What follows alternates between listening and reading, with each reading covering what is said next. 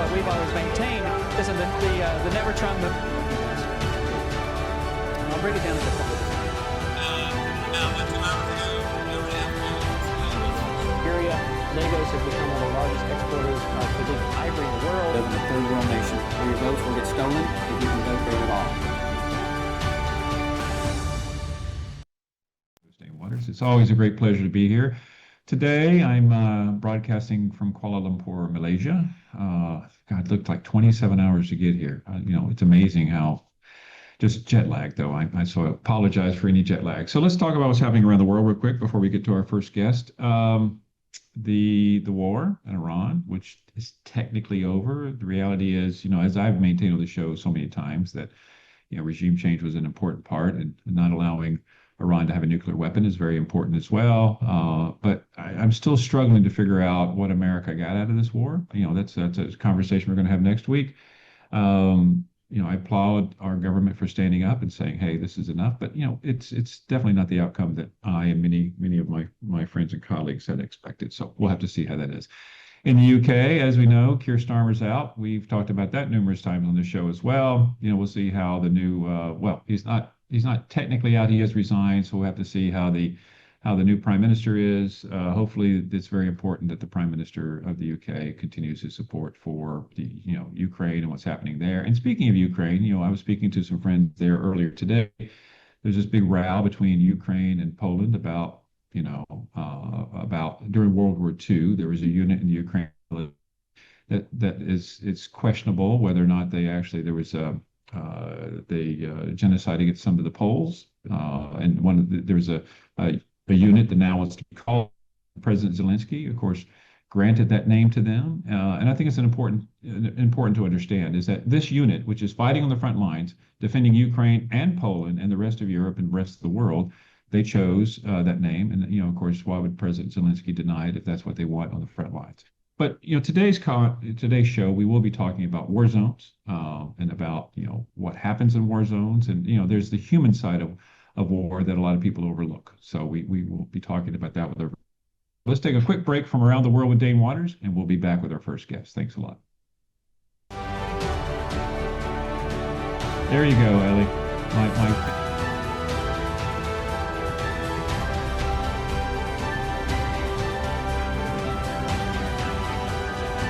what we've always maintained. Listen, the Nevertron, I'll break it down into a couple of Syria, Lagos has become one of the largest exporters of Pacific ivory in the world. Live in a third world nation where your votes will get stolen if you can vote there at all.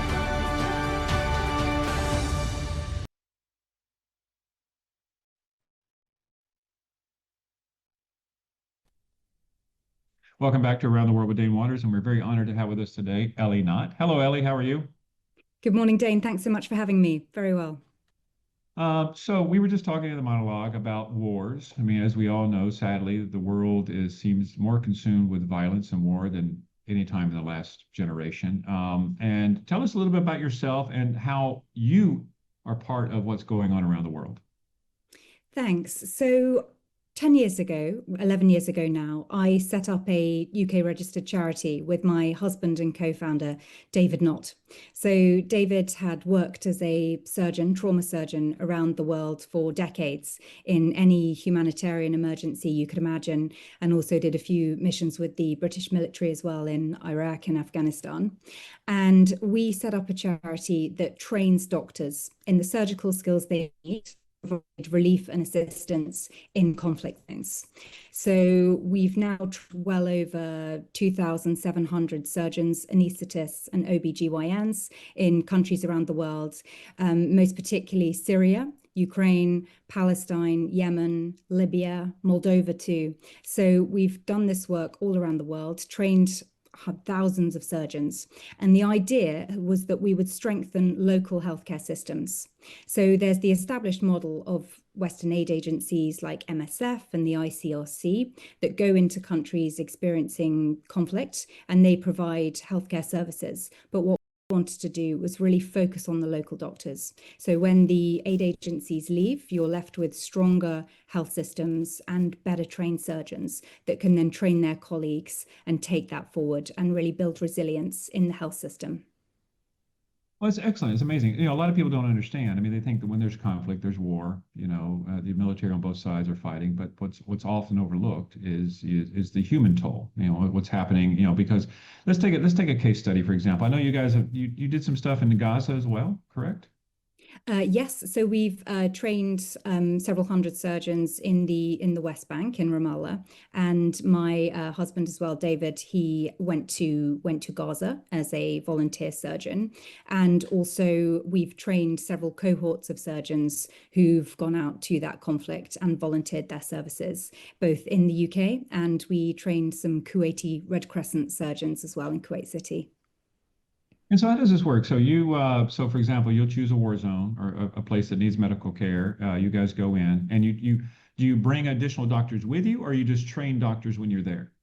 So we bring a training faculty. So it's usually about 6 doctors, but the idea is increasingly that we cultivate a local faculty. So the best example of what we do is undoubtedly Syria.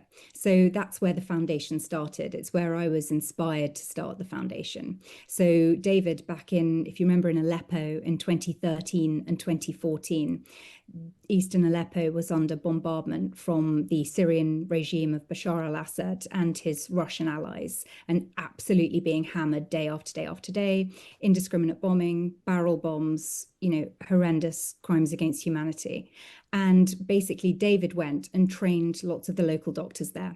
So the issue that you often have is that medical training, along with everything else, is in civilian life is really disrupted. And so you have these young, enthusiastic, but quite inexperienced young doctors. So David went in and really trained a lot of them up to be able to produce better results for patients, which he really did. So Syria is a particular example of a conflict that was, very much in the headlines 10 years ago, but gradually slipped away and away. But we really stuck with Syria.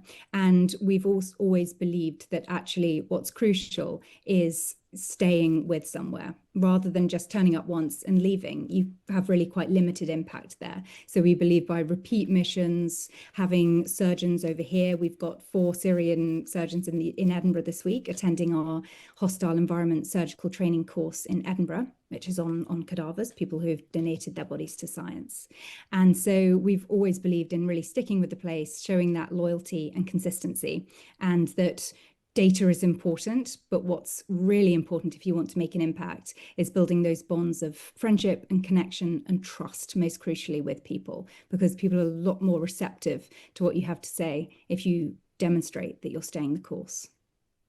Well, I appreciate it. And outside the surgery part, though, you were just recently in Syria yourself.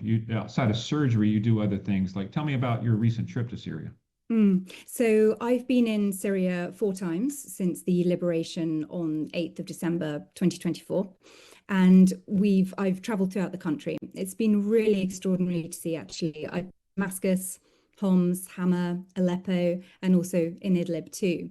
And last week, I was launching a cervical cancer prevention program. We're very honored to have the First Lady of Syria join us and attend that, which was really important because in quite a conservative society like Syria, by the First Lady being there and lending her reputation to the program, it will hopefully encourage women to come forward for HPV screening, which is what the program is doing. And that's a really great example of what I love about my work, because it was totally led by the local Syrian doctors. One of my amazing colleagues, Saladin, he'd seen quite advanced gynecological cancers, an increasing number of them. And he thought so many of these can be prevented if we do screening, so catch the symptoms early, the changes in cells. So he said this is what he wanted to do, have a screening program, along with a really inspiring group of local Syrian doctors and local Syrian NGOs. They asked me to come forward and help them lead the program, which is what I did. But for me, that's just an example of how all humanitarian development work should be. It should be responding to what local people want and need for them and their communities. So yeah, it was a great joy to be there. We continue to do our HEST training too, and we have specialist courses for anesthesia and obstetrics and gynecology too. Interesting. Well, I had a guest on my show not too long ago. She's a Brit as well, and she's doing work in Lebanon, and her work there is about providing pads for women that have their menstrual cycles, because it's something that they just don't have access to, and it's just very difficult. So it's disposable pads and reusable pads, that kind of thing. And one thing we talked about was the fact that culturally, like in Lebanon, that a lot of some of the men don't necessarily support or understand or agree with the necessity of women's health care. Are you finding that in certain parts of the world as well? We find in Syria, actually, there's a lot of recognition of the importance of women's healthcare, because women are so essential now. For it to rebuild, it really needs the emotional, intellectual resources of all of its full, and women are such a crucial part of that. Syrian women are amongst the most impressive, dynamic, amazing people I've ever met.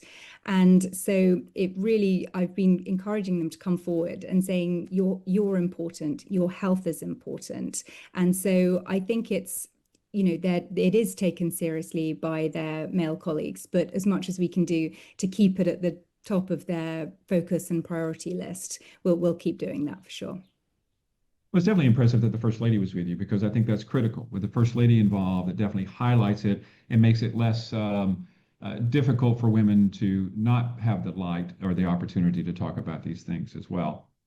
I mean, but doing work in war zones, I mean, it's one thing about training doctors and surgery, but if you're in a war zone and you're hearing bombs go off and things going on, I mean, it definitely requires some type of person to be able to do that, right? Yeah, it certainly does. And yeah, again, David is fairly extraordinary. He's written a beautiful book called War Doctor, which is about his decades of experience in conflict zones. And there is a certain deep resilience I see in him that is in very few others. And, where that comes from, who knows, but he's certainly made of tough stuff, of steel. And it's not for everyone. And I think one of the things with the foundation is that we're very conscious of our which ones have had experience in those hottest of conflict zones and which ones don't. And so we're always sensitive to where we go. There's lots of risk assessments and research done before we go somewhere. But if it's somebody like David who just has this fire, this passion for teaching and for surgery and for getting right to where he's needed the most. He was in Kharkiv in Ukraine last summer, and it just meant so much to the local doctors that he went there. Because, as you know, lots of people go to Lviv and or even Kyiv and stop there, and that's admirable and fantastic. But I think really going to the front line and showing your solidarity and being where your skills are needed the most, it creates another level of that relationship of trust and connection with the local doctors. I think it's a critical point as well, because, as you know, I've done a lot of work in Ukraine as well, and just, it's, 4 years into the war. And many Ukrainians think that, okay, the world has forgotten about us. But I think that when Westerners go, Brits, Americans go, and to help support them, I think it helps give them greater confidence, the fact that the world has not forgotten about them. So, so let's talk. Well, first of all, I also have to say that it's amazing the relationship that you and David have, and the fact that you're working so well together on this, and that it's rare to find a husband and wife who are it's so in sync that they can actually pull this off, I should say. So I applaud you and David in that regard. So outside of Syria, where would you say has been the most rewarding place for you guys to go and operate? I think it's actually been Ukraine. I mean, David was in there in the country within about 5 weeks of the full-scale invasion. And within 9 days, actually, him and Henry Marsh, who's a fantastic British neurosurgeon who'd been going to Ukraine for many years, doing neurosurgery and training local doctors. They'd set up an online course where they were trying to just download some instant trauma management skills to the Ukrainian surgeons that could join, really, in that shock of that first 10 days. But after that, David was there within 5 weeks, and June of that year, we were running our first full HEST course, supported by all of the incredible simulation equipment that we have designed just for us. And we've been in every Ukrainian city, so Zaporizhia, Kharkiv, Odessa, Poltava, anywhere, all of the major Ukrainian cities. And so we've just really stayed the course there. And I think continuing to, as you say, visit is important, and advocacy and letting the world that this conflict is still happening. It's a complete travesty. It's still happening 4 years later. Ukraine should have got the support it needed much sooner than this. But it's so important that we're there and we're staying the course again, as we did with Syria. Just because the media lens turns elsewhere, we won't follow that. We'll stick with where we're needed. Yeah, and what the other thing sad is that, as I've traveled the world and worked the world, a lot of these countries, it's unfortunate they've suffered their brain drain. So a lot of the best and the brightest in the country, whether it's Ukraine or Syria or Lebanon or others, I mean, those that are amazing doctors have left the country, for other opportunities, whether it's in the UK, United States, or so forth and so on. So they're already starting at a disadvantage in some ways for medical care, right? And then so I think that, I mean, let me just ask you, are you finding that as you go into these countries? Are you finding that the fact that, I mean, there are amazing doctors in these countries, but are you finding that there aren't as many doctors as you would expect to find in a country like that? Yeah, it's a really good question, and it's a massive problem, actually. I think 70% of Syria's healthcare workers left during the course of the conflict, which is astonishing. Fortunately, in Syria's case, it's been supported by this incredible diaspora. So in Canada, the US, UK, Europe, Syria has this amazing diaspora that really sustained the Northwest and other areas throughout the years of when the country was essentially under a slight partition. So it's had that wonderful diaspora. But other countries where we've talked to aid agencies about working, say places like Central African Republic or Democratic Republic of Congo, there actually aren't the local doctors there. There are just so few trained surgeons around that would be there for us to train. So we have to get creative in terms of how we go and support them. Maybe it's one or two surgeons from our faculty operating alongside them in the operating theatre and helping them. But it's a real problem, that brain drain of which you speak. It's all about encouraging people to stay, helping support them, with scholarships, and make them feel like their work is worthwhile, and also that they have support from, the outside world. And do you find, not to make this political, but there's always a political component to everything. I mean, do you find that like what's happened in the United States with the reduction to USAID and other countries that have been reducing their foreign aid, are you finding that that's causing additional issues around the world? I think it undoubtedly is. I think there's a lot of questions to be asked of the humanitarian aid model as it was. And I think a lot of the criticisms of it are valid. I think there needs to be much more space for locally led action. And that's often at a much cheaper level, provided at a much lower cost than what these big, massive Western headquartered aid agencies can deliver. But just cutting it off and not reforming it was pretty brutal, and I think not the most sensitive way forward, because you've got to acknowledge that aid ultimately benefits us all. If we live in more stable worlds where people are receiving the services they need, building the institutions that really knit together a state, and there's huge issues around health security, which we've seen with the Ebola outbreak recently in the DRC. So I think it was a bit of a radical step. I'm always more in favor of gradual reform than sudden dramatic moves like that. Yeah, no, absolutely. I mean, I'm a lifelong Republican.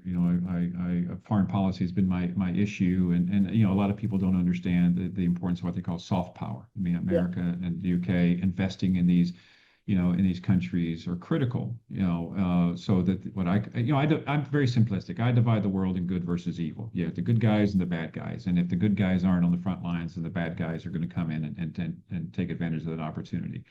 And speaking of that, I mean, do you find in your travels that in the absence of the U.S. and the pullback from the Western nations, do you find other countries trying to fill that void?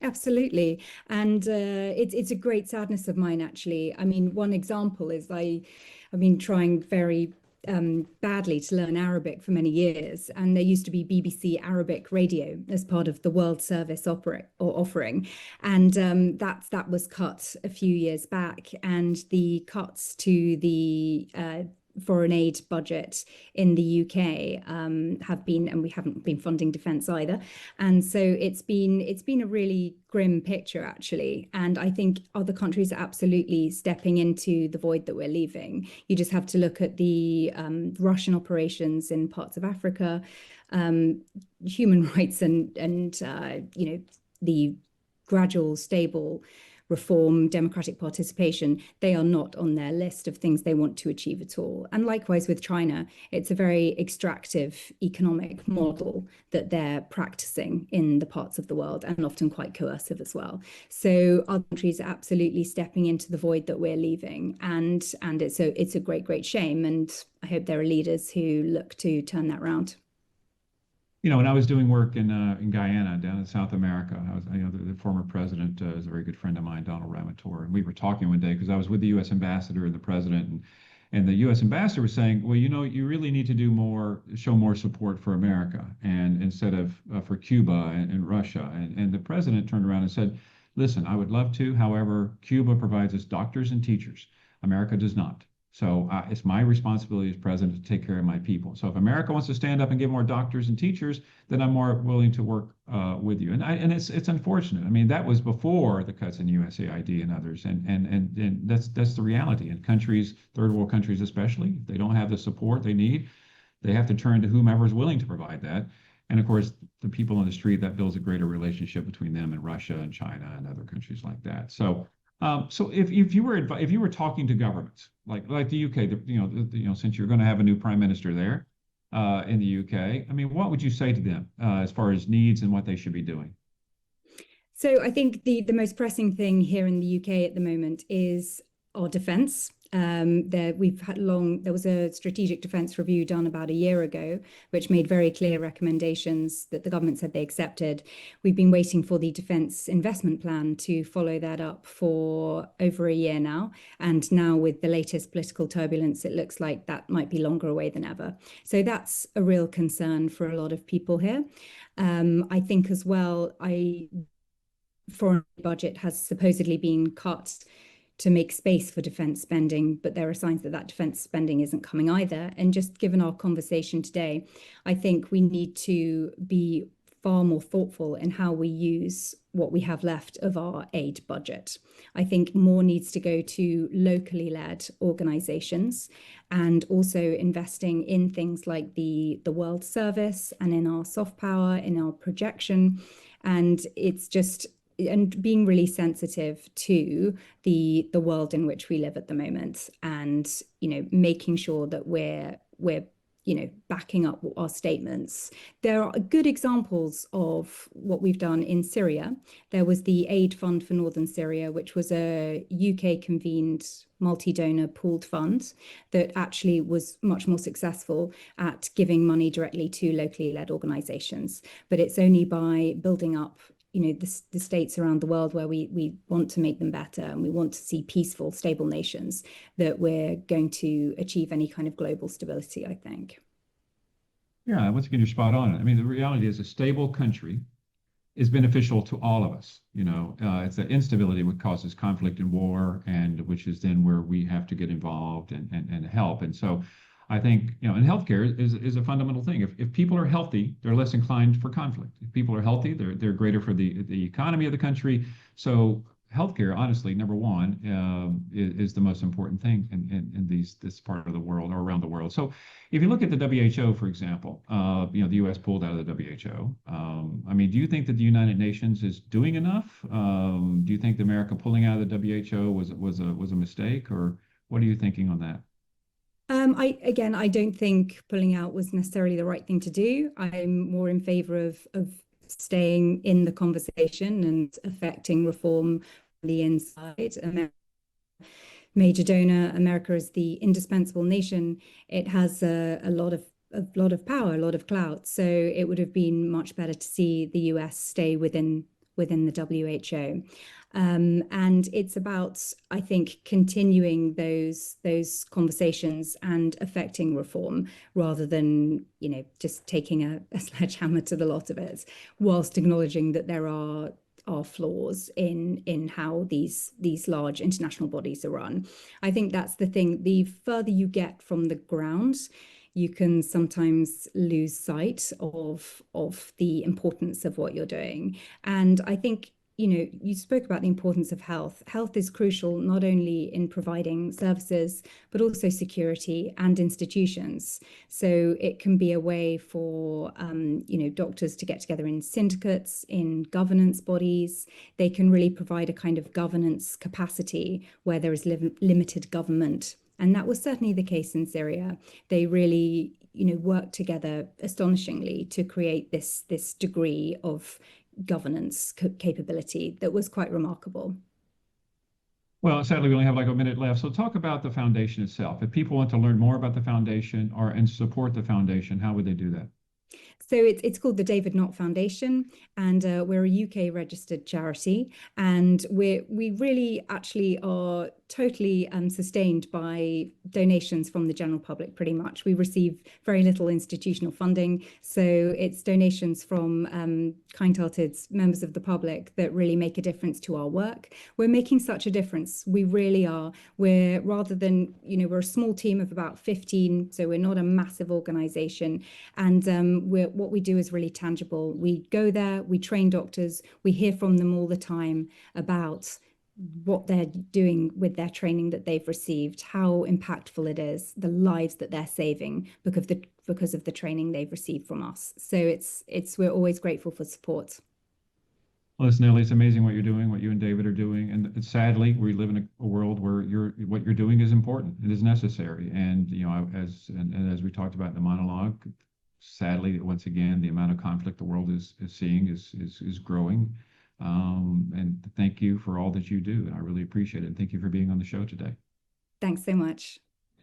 Listen, thanks for being with Dame Waters. Let's take a quick break, and we'll be back with our next guest.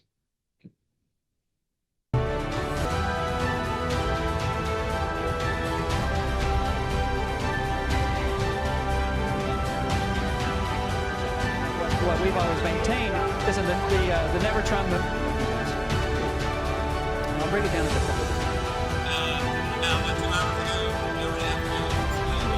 Syria, Lagos has become one of the largest exporters of Pacific ivory in the world. Live in a third world nation where your votes will get stolen if you can vote there at all.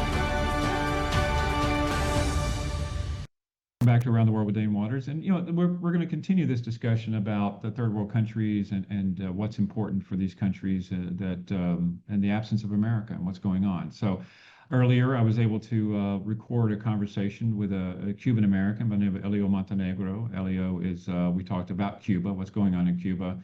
So let's listen to the interview and we'll go from there. Thank you.